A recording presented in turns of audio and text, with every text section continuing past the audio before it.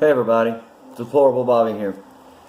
Today we're going to talk about something that should affect all of us, especially those in the state of Minnesota and a few other states, but it's becoming widespread across the United States, this thing I'm fixing to talk about. And what I'm going to talk about are Somali immigrants are stealing millions and millions of our tax dollars from welfare.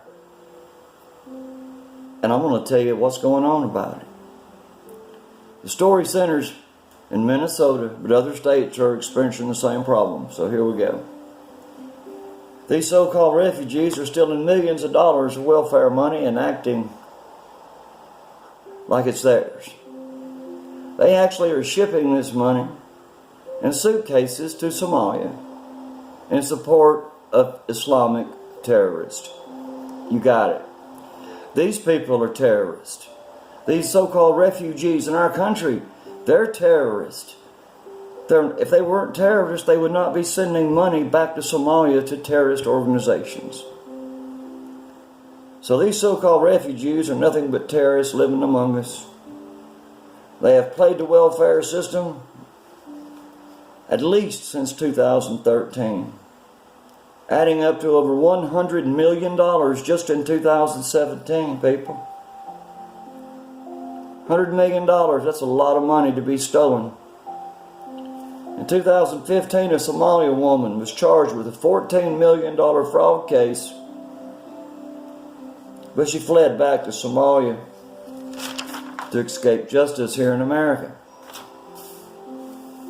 Let me explain what this Somali fraud is all about and how it works. This deception and exploitation begins with recruiting parents as children's workers in health care. The condition is that their children are also enrolled in this health care, and the parents must enroll these children in a government-funded, revenue-backed child care system. Welfare was going to pay for these kids' child care, is what it amounts to. They're refugees, people. They get all the benefits. Anyway, the Somalis scammed the government by claiming that the daycare centers were full of children every day, all day long. But of course, the truth is there were no children there at all. You know, the government money amounted to, like I said, $100 million in 2017. Well, let me tell you how this money gets into Somalia terrorism. The money is carried in a suitcase by a Muslim operative who works outside the international banking system. And these operatives literally carry up to $1 million in a suitcase on an airplane to Somalia at a given time. Get this, people.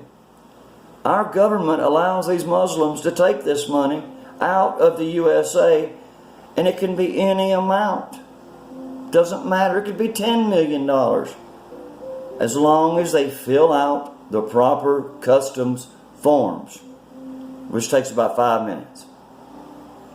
People, I don't know what to say about it except it's stupid.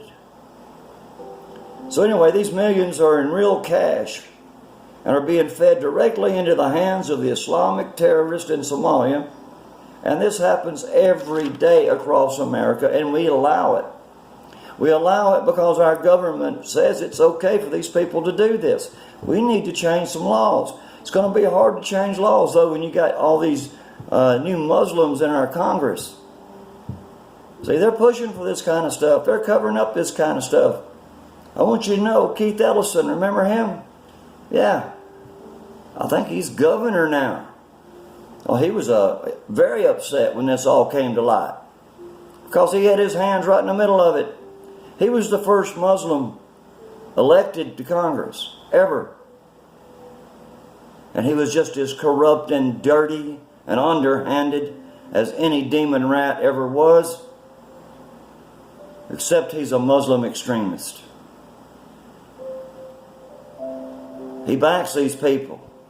And now he's governor of Minnesota. So my God, what is going to happen He's going to give these people a free rein to rape America's financial stockpiles and just take everything.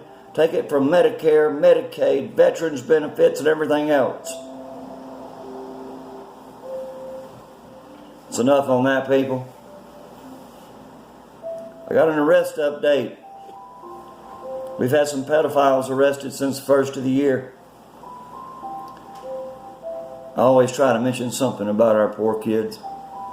The exploited, the trafficked, the abused, the sacrificed. January 27th, 42 arrests in Tennessee for human trafficking. It's a good deal.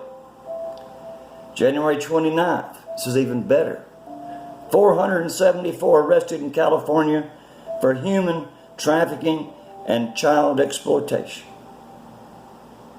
28 children were rescued during this sting. Thank you, God, for that. Super Bowl week, 178 arrests for child trafficking in Texas. Right before the Super Bowl, people. February 14th, 42 arrested in Florida on child pornography charges. People, they're getting arrested little bit by little bit. Trump's doing his job. 2014, Obama arrested 400 pedophiles. Well, since January, Trump has arrested 1,500 across the nation. Let's be proud of him, people. He's fighting for our kids. That's why I'm here. I'm here to support our children. I'm here to be a voice for our children and be an advocate in any way I can. I stand for these children, I'll fight for these children, and I'll die for these children. Thank you for watching. My name's Deplorable Bobby. This is the way I see it. Pray for our children, people. And I'll see you tomorrow.